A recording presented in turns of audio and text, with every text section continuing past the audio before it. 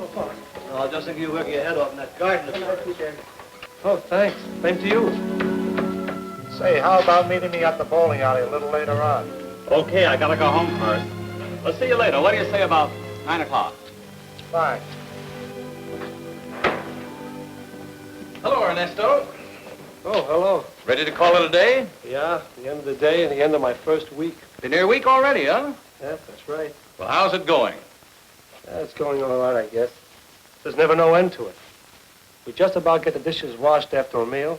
We dry them, stack them, we put them away. Then we have to clean the machine, mop the floors, clean the sinks, clean out the garbage cans. Then it's time for the next meal.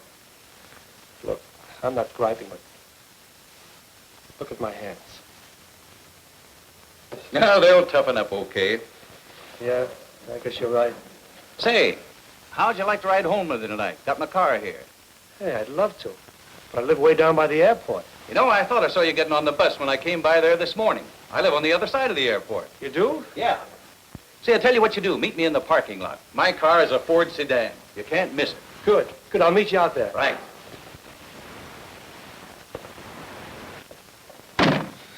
Boy, it sure is a break for me, not running that bus and standing up all the way home. Glad to have someone to talk to myself.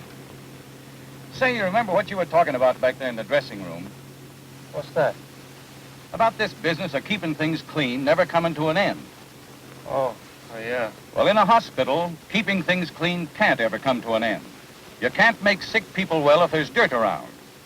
Now, you take all those people coming off duty just like you and me. Maybe they're in medical or surgery or the lab or in custodial service or food service. But I bet they spent a whole lot of time today just keeping things clean. Medicine, bandages, bottles, floors, instruments, test tubes, hands. Everything they touch, or the patients touch, they gotta keep germs off of. I never thought of it like that. But you might say in a hospital, cleanliness is a matter of life and death. Life and death. That brings to mind a story I'd like to tell you about. Happened some years back. I just started working in a hospital. They had rules about everything. Butcher blocks, fry-top stoves, kitchen kettles. I followed the rules all right, but didn't make much sense to me. You were a mess attendant? Sure. That's how I got my chance to learn cooking. And then one day, I can see it just as clearly. We just served supper. And the chief cook was taking the meat from the last roasting pan. We had meatloaf that night, and it tasted good. All of a sudden, the dietitian came straight from her office and made for the chief cook. You could tell by her face there was trouble. She asked him to come with her right away. Well, none of the rest of us was to leave until she said so.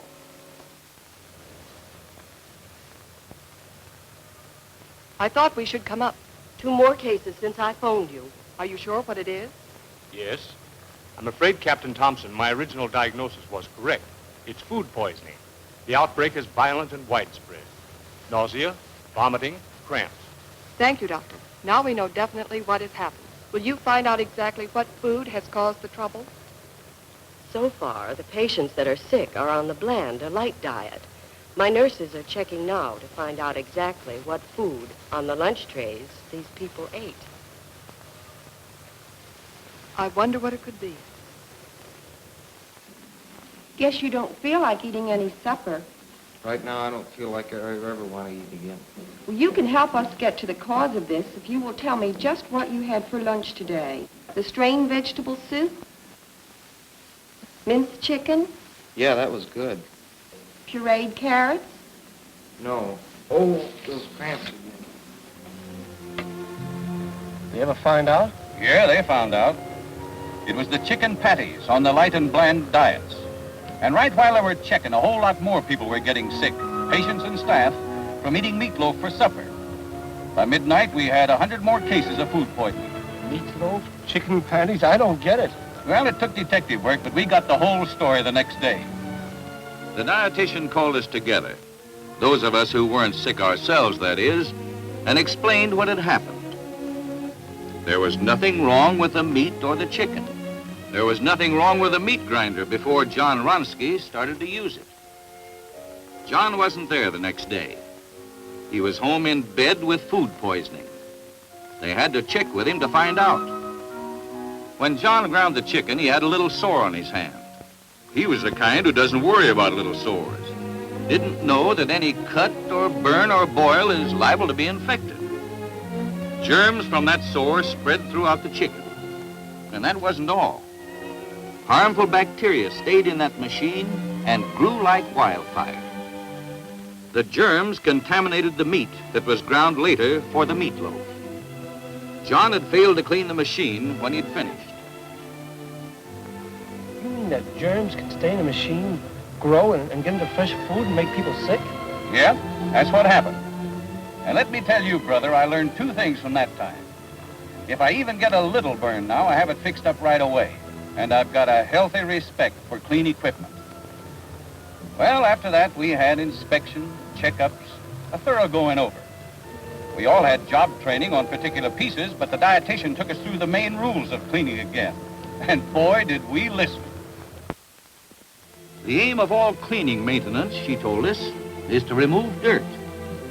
Dirt not only contaminates food, but causes equipment to wear out more quickly. Well, there are 4 basic steps. First, loosen dirt before washing. Run breadcrumbs through the grinder right after the meat's ground. When you're cleaning other equipment, it's the same idea. Loosen food that spills over, grease that's burned on, charred matter. Scrape off any material that sticks. Food left behind not only harbors germs, it attracts mice, roaches, and other pests. Loose crumbs are a kind of dirt. They should be brushed out. With dishwashing, step 1 is the same. The job of washing is easier and more thorough if you get excess food out of the way first. Pre-rinsing also keeps grease and food from clogging the dishwashing machine. When you wash dishes by hand, follow the same principles. Scrape dishes first. Then dip them in hot water to free as much dirt as possible before you wash them. Loosen dirt before washing. That's step 1. Well, it goes for everything right down to the floor. Step 2, dissolve or emulsify dirt. Always turn off the current and disconnect electrical equipment before cleaning. Keep water away from motors and wires. Then take off all movable parts.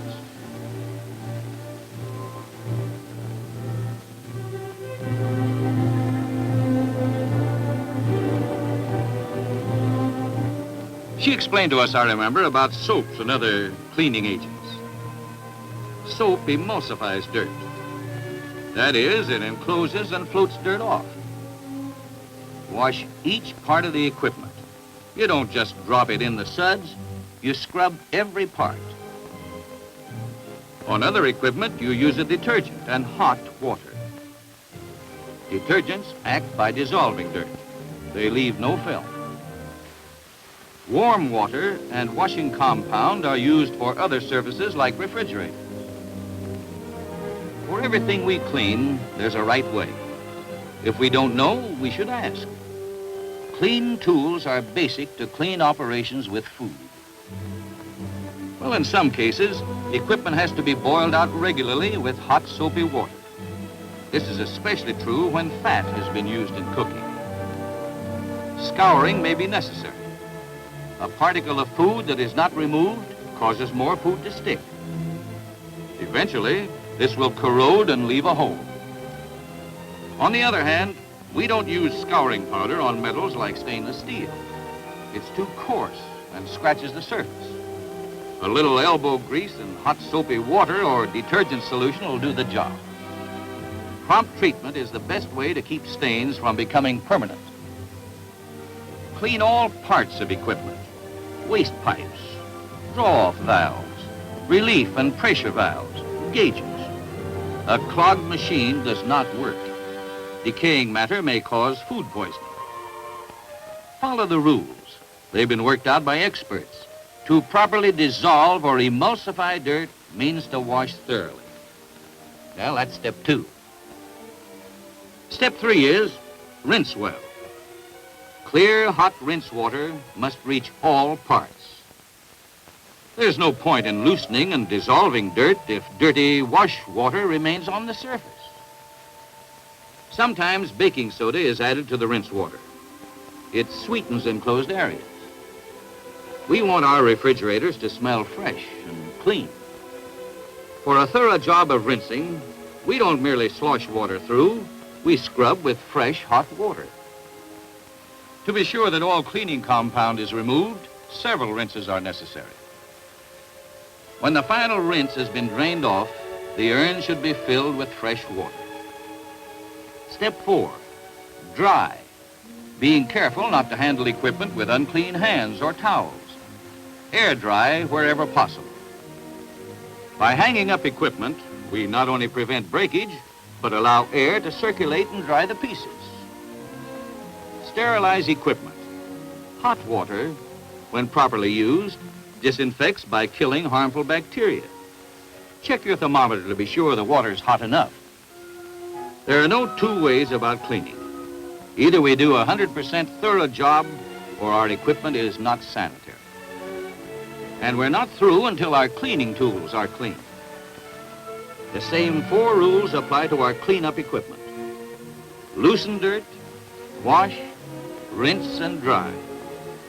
Mops, buckets, cleaning cloths, sinks, the dishwashing machine. She didn't miss a thing.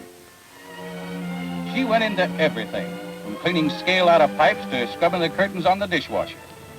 So, you know, I've been thinking about something while you've been telling me this. Yeah? Yeah, my job, dishwashing. It's a pretty important job.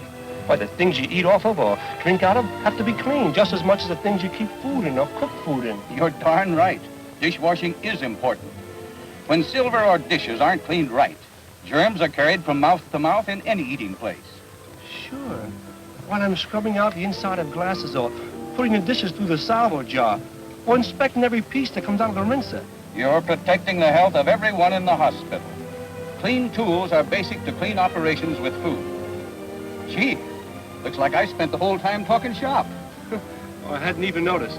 Just let me off the bus stop. I'm only half a block from there. Sure.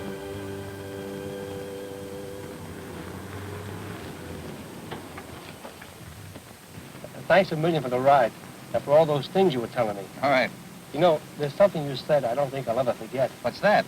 Well, there's something about clean tools. Clean tools are basic to clean operations with food. Yeah, that's right.